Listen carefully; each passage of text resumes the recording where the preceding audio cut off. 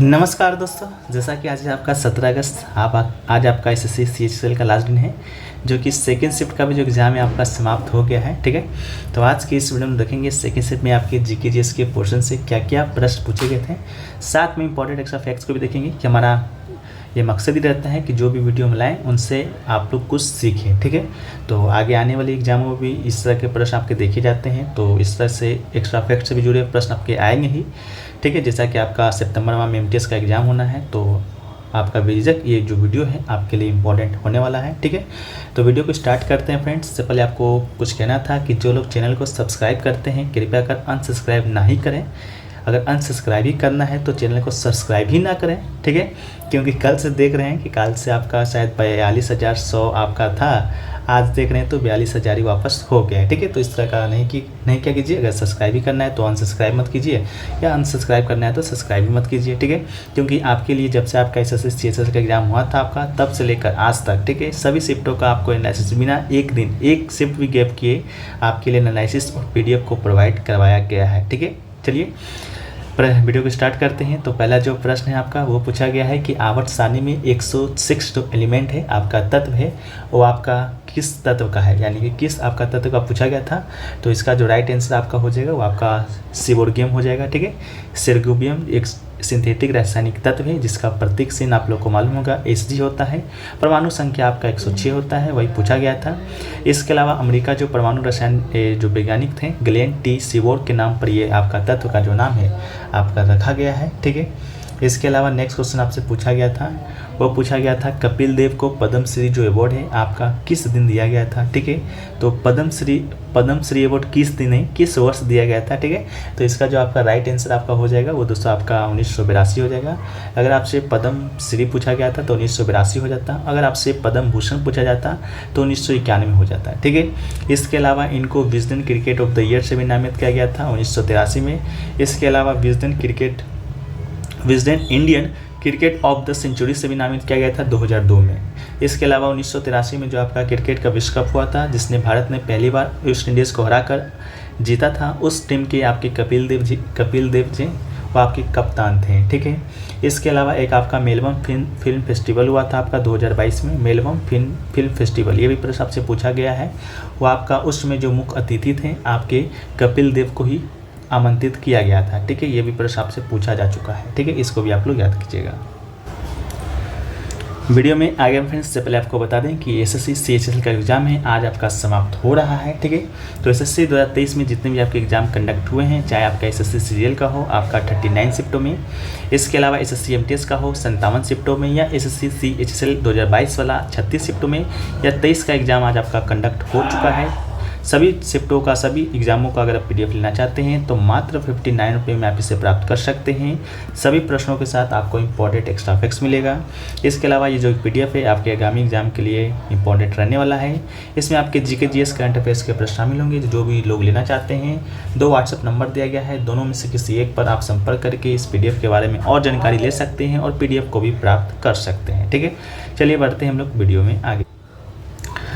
Next जो प्रश्न पूछा गया था फ्रेंड्स कि आपका सार्क में कुल कितने सदस्य हैं। ठीक है, तो सार्क के बारे में आप लोग को मालूम होगा, इसका जो फुल फॉर्म होता है दक्षिण एशियाई क्षेत्रीय सहयोग संघ। ठीक है, आपका ये गठित किया गया था 8 दिसंबर 1985 को। कहाँ पर? बांग्लादेश की राजधानी ढाका में। ठीक है, सार्क चार्टर पर हस्ताक्षर के साथ इसका स्थापना हुआ था। इसका जो मुख्यालय आपका काठमांडू नेपाल में है।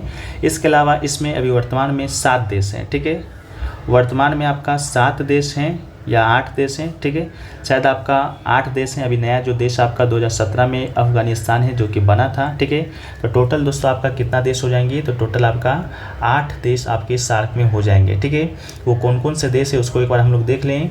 तो वो देश है दोस्तों आपका, एक तो अपना देश भारत है, दूसरा एक आपका अपना पड़ोसी देश पाकिस्तान है, फिर आपका पड़ोसी देश आपका क्या है तो बांग्लादेश है। इसके अलावा श्रीलंका भी है, नेपाल है और भूटान और मालदीव है। ठीक है, ये आपके आज 7 देश पहले थे। 2017 में एक आपका अफगानिस्तान आपका 8वां देश बना था। ठीक है, तो टोटल 8 देश वर्तमान में हो जाएंगे। इसके अलावा 8 दिसंबर को शार्क चार्टर दिवस प्रत्येक वर्ष मनाया भी जाता है, इस बात को भी याद रखिएगा। नेक्स्ट आपका देखिए कुछ क्वेश्चन पूछा गया था, एशियाई जूनियर भारोत्तोलन यूथ चैंपियनशिप 2022 में भारत के लिए गोल्ड है, जो कि किसने जीता था, ठीक है। इसका आंसर क्लियर तो मालूम नहीं चल पाया है, फिर भी अगर आपके ऑप्शन में वेदावर्त भराली होगा तो ये आपका राइट आंसर हो जाएगा।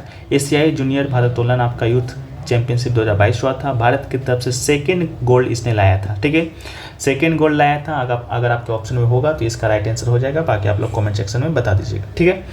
नेक्स्ट क्वेश्चन पूछा गया था, स्वामी जो परमहंस हैं किसके गुरु थे, ठीक है। तो स्वामी जो परमहंस हैं वो दोस्तों आपके स्वामी विवेकानंद जी के गुरु थे, ठीक है। इसके अलावा रामकृष्ण एक भारतीय हिंदू रहस्यवादी दार्शनिक संत थे, रामकृष्ण परमहंस।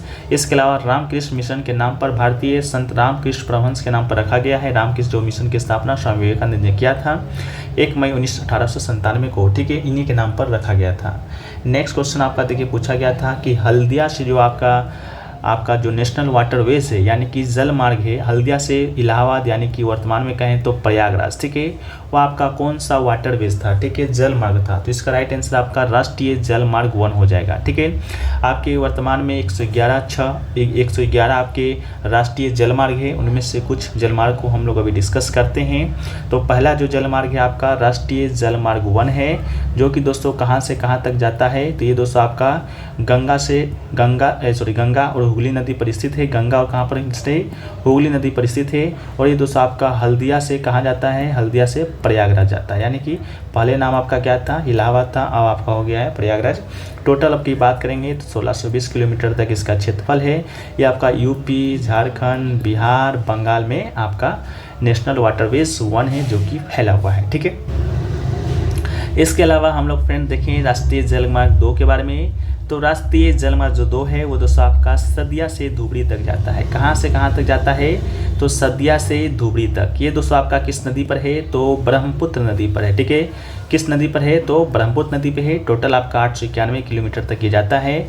उत्तर पूर्व भारत के प्रमुख माल परिवहन जलमार्गों में से एक है। कुल लंबाई के साथ ये आपका तीसरा सबसे लंबा जलमार्ग है फ्रेंड्स, ठीक है।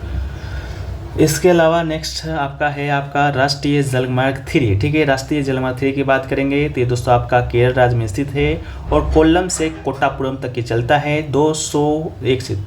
2015 किलोमीटर तक है। भारत का सबसे पहला नेविगेशन सुविधा वाला ये जलमार्ग है। इसके अलावा कोट्टापुरम, चेरथेला, थरीकुनईपुझा, कोल्लम और अलपुझा से ये चलता है। इसके अलावा राष्ट्रीय जलमार्ग 4 की बात करेंगे तो काकीनाडा को कृष्णा नदी के साथ नरोट टैंक और गोदावरी के माध्यम से पुडुचेरी तक जोड़ता है। कुल लंबाई आपका 195 किलोमीटर है। भारत का दूसरा सबसे बड़ा जलमार्ग है। राष्ट्रीय जलमार्ग 5 की बात करेंगे तो आपका उड़ीसा को पश्चिम बंगाल से जोड़ता है। कुल लंबाई आपका 623 किलोमीटर है, ठीक है। इसको आप लोग एक बार स्क्रीनशॉट ले लीजिएगा, चाहे लिख लीजिएगा या आपको पीडीएफ में ये आपको मिल जाएगा। बहुत इंपॉर्टेंट है, राष्ट्रीय जलमार्ग से इंपॉर्टेंट, ठीक है। नेक्स्ट क्वेश्चन आपसे पूछा गया आपका कि निम्नलिखित में से कौन एक प्रत्यक्ष कर है, ठीक है। प्रत्यक्ष कर के बारे में पूछा गया था तो इसका जो राइट आंसर दोस्तों आपका हो जाएगा ऑप्शन में आपका इनकम टैक्स यानी कि आयकर दिया गया था, ठीक है। आयकर दिया गया था जो कि आपका बिल्कुल राइट आंसर हो जाएगा। बात करें प्रत्यक्ष कर का, तो प्रत्यक्ष कर होता क्या है, जो कर सीधे सरकार को दिया जाता है, ठीक है। सीधे सरकार को दिया जाता है, सीधे करदाता पे लगाया जाता है। और कर का जो दायित्व है अन्य करदाताओं पर नहीं डाला जाता है, उसे हम लोग प्रत्यक्ष कर कहते हैं। प्रत्यक्ष करों के कुछ उदाहरण में देखें तो आयकर हो जाएगा, निगमित कर हो जाएगा, न्यूनतम वैकल्पिक कर, लाभांश वितरण कर, प्रतिभूति लेन देन कर, पूंजीगत लाभ, ये स्वभाव के क्या है प्रत्यक्ष कर में आते हैं। कर का दूसरा उदाहरण आपका अप्रत्यक्ष कर है, जो कि आपका अप्रत्यक्ष कर एक व्यक्ति या संस्था पर लगाया जाने वाला कर है जो अन्य व्यक्तियों को दिया जाता है। यह उन उत्पादों या सेवाओं पर लगाया जाता है जो कि ग्राहकों के द्वारा उपयोग किए जाते हैं। अप्रत्यक्ष करों के समान उदाहरण की बात करेंगे तो माल एवं सेवा कर, उत्पाद शुल्क, बिक्री कर इत्यादि आपका क्या हो जाएगा, आपका अप्रत्यक्ष कर के उदाहरण हो जाएंगे। जीएसटी जो कि आपका लाया गया था, ये भी आपका अप्रत्यक्ष कर का ही उदाहरण था, ठीक है। जीएसटी की बात करेंगे तो हम लोग वस्तु एवं सेवा कर, इसका फुल फॉर्म होता है जीएसटी। इसका फुल फॉर्म ही होता है गुड एंड सर्विस टैक्स, ठीक है। क्या होता है, गुड एंड सर्विस टैक्स होता है। यह आपका अप्रत्यक्ष कर है जिसने भारत में उत्पाद शुल्क, मूल्य वर्धित कर और सेवाओं कर जैसे अप्रत्यक्ष करों को बदल देता है। वस्तु एवं सेवा अधिनियम 29 मार्च 2017 को संसद में पारित किया गया था। 1 जुलाई 2017 से लागू हुआ था। ठीक है, नेक्स्ट क्वेश्चन है आपका, कौन सी जो नदी है रायपुर से उड़ीसा होते हुए, ठीक है, रायपुर था या रायचूर था, रायपुर से उड़ीसा होते हुए बंगाल की खाड़ी में गिरती है। तो ऑप्शन में आपका महानदी दिया गया था, जो कि आपका बिल्कुल राइट आंसर था। महानदी की बात करेंगे तो मध्य भारत के सतपुड़ा पर्वत श्रृंखला से निकलती है। यह पूर्वी भारत में एक नदी है और पूर्व में बंगाल की खाड़ी में जाकर गिर जाती है। आपका छत्तीसगढ़ उड़ीसा राज्यों में बहती है। छत्तीसगढ़ की राजधानी आपका रायपुर है, तो वही आपके साथ क्वेश्चन में था ही। और महानदी पर सबसे जो बड़ा बांध बना हुआ है हीराकुंड बांध, सबसे बड़ा बांध है, इसी नदी पर बना हुआ है। ठीक है, नेक्स्ट क्वेश्चन आपका दिया गया था फंडामेंटल ड्यूटीज़ के बारे में कि which is not a correct. ठीक है, आपसे पूछा गया था इनमें से कौन आपका करेक्ट नहीं है, तो ऑप्शन में आपका दिया गया था पार्ट 4 दिया गया था। इसके अलावा आपका आर्टिकल 43 दिया गया था, आर्टिकल 50 का 1A दिया गया था, सॉरी आर्टिकल नहीं, आपका CA यानी कि संविधान संशोधन 42 दिया गया था, जो कि आपका राइट आंसर था। ठीक है, इसमें जो आपका संवैधानिक संशोधन 43 है वो दोस्तों आपका इसका राइट आंसर नहीं है। ठीक है, ये जो आपका फंडामेंटल जो ड्यूटीज़ है आपका 42वां संविधान संशोधन हुआ था, उसके माध्यम से हमारे भारतीय संविधान में जोड़ा गया था। बाकी पार्ट 4A की बात करेंगे तो ये बिल्कुल सही है, क्योंकि फंडामेंटल जो राइट है आपका पार्ट 4A में ही है। आर्टिकल 51A में तक में ही वर्णित है। टोटल 11 आपके मौलिक कर्तव्य हैं। ठीक है, 11वां मौलिक कर्तव्य आपका 2002 में जोड़ा गया था 86वां संविधान संशोधन के तहत। ठीक है, तो ये आपका पूछा गया था फंडामेंटल ड्यूटी से संबंधित। ठीक है, इसके अलावा नेक्स्ट क्वेश्चन पूछा गया था हरिचरण सेकिया किस नृत्य से संबंधित है। ठीक है, हरिचरण सेकिया की बात करेंगे, 4 ऑप्शन दिए गए थे, सतरिया, भरतनाट्यम, आपका कुचिपुड़ी और छऊ। ठीक है, तो इसका राइट आंसर आपका सतरिया नृत्य हो जाएगा। हरिचरण सेकिया है सतरिया नृत्य से संबंधित है। सतरिया आपका असम का शास्त्रीय नृत्य है। 2000 में आपका संगीत नाटक एकेडमी के द्वारा इस नृत्य को आपका शास्त्रीय नृत्य का दर्जा है जो कि दिया गया था। ठीक है, नेक्स्ट क्वेश्चन पूछा गया था अनुच्छेद जो 3 है आपका किससे संबंधित है।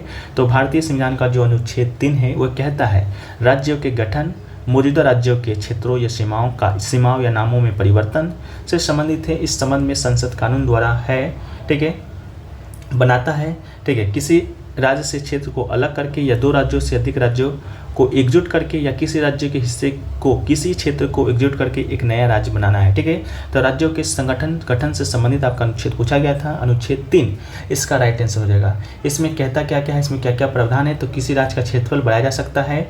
इसके अलावा किसी राज्य का क्षेत्रफल कम भी किया जा सकता है, किसी राज्य की सीमाएं बदला जा सकता है, किसी राज्य का नाम बदला जा सकता है। जो भी काम होगा राज्यों से संबंधित आपका अनुच्छेद 3 के अंतर्गत ही होगा। अनुच्छेद 1 जो कहता है भारत है जो कि राज्यों का संघ है, यह आपका अनुच्छेद 1 कहता है। अनुच्छेद जो 2 कहता है किसी नए देशों में, ठीक है, किसी नए देशों कोई आपका जो भारत से बाहर कोई भी आपका जो क्षेत्र होगा उसे भारत में मिलाना, ये आपका अनुच्छेद 2 के अंतर्गत ही आएगा। सिक्किम को जैसे 1975 में मिलाया गया था तो आपका अनुच्छेद 2 के अंतर्गत ही मिलाया गया था। ठीक है, इसके अलावा नेक्स्ट क्वेश्चन पूछा गया था समष्टि अर्थशास्त्र में क्या समझते हैं या क्या देखते हैं, इस प्रकार का कोई ऑप्शन था। ऑप्शन में आपका क्या क्या दिया गया था उसका जो आइडिया नहीं है, शायद एक ऑप्शन मिला है प्रति व्यक्ति आय आपका शायद ऑप्शन में दिया गया था। ठीक है, तो समष्टि अर्थशास्त्र हमने समानता इस विश्लेषण को सरलीकृत किया है कि एकल काल्पनिक वस्तु पर ध्यान केंद्रित करने पर कैसे देश का कुल उत्पादन तथा रोजगार के स्तर का संबंध उन विशेषताओं जिन्हें परिवर्ती कहते हैं, जैसे कीमत हो गया, ब्याज दर हो गया, मजदूरी दर हो गया, लाभ हो गया इत्यादि से है।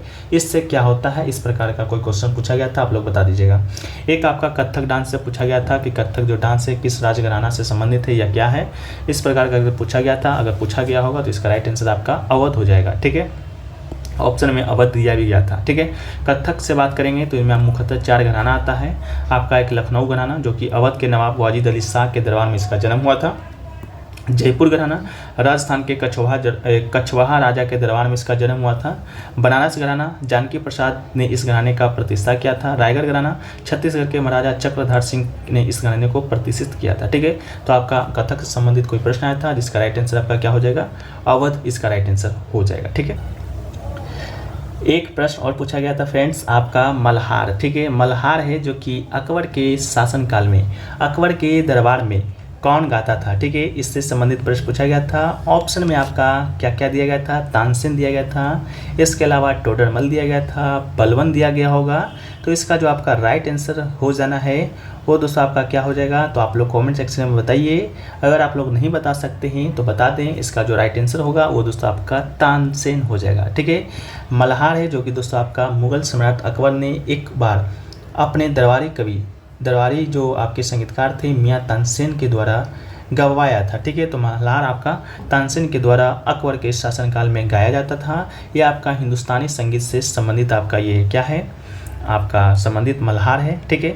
तानसेन की बात करेंगे तो 1506 में इसका जन्म होता है तानसेन का। इसका जन्म स्थान भी कभी कभी पूछा जाता है, तो ग्वालियर मध्य प्रदेश में इसका जन्म हुआ था, ठीक है। जन्म के समय इसका नाम भी पूछा जाता है या बचपन का नाम तो राम तनु था। मृत्यु के बारे में पूछा जाता है तो 1586 में इसका मृत्यु हुआ था। कहाँ पर हुआ था, तो आपका आगरा में हुआ था। यह आपका कौन थे, अकबर ने इसे मियाँ की उपाधि दी थी, ठीक है। इसको भी याद रखिएगा, क्या दिया था, अकबर ने इसे मियाँ की उपाधि जो कि दिया था, ठीक है। अकबर का जो 9 रत्न था उसमें से आपका ये तानसेन भी क्या था, शामिल था, ठीक है। इस बात को याद रखिएगा। बाकी और भी प्रश्न मिले तो नहीं, अभी बाकी और भी मिलेंगे, जैसे हम उसको PDF में शामिल कर देंगे। बाकी जो लोग को भी मिलाना होगा आप लोग PDF से मिला लीजिएगा, ठीक है। अभी तक कितने ही प्रश्न मिले हैं, बाकी और देखते हैं, मिलेंगे तो हम लोग कमेंट सेक्शन में पिन भी कर देंगे, नहीं तो PDF में आपको दे देंगे, ठीक है। बाकी अभी का वीडियो कैसा लगा आप लोग कमेंट सेक्शन में बताइएगा। अच्छा लगा वीडियो को लाइक कर दीजिएगा, चैनल पे नए होंगे चैनल को सब्सक्राइब और नोटिफिकेशन बेल कॉल पे क्लिक कर दीजिएगा। मिलते हैं हम लोग नेक्स्ट वीडियो में, जब तक के लिए जय हिंद, जय भारत, वंदे मातरम, भारत माता की जय।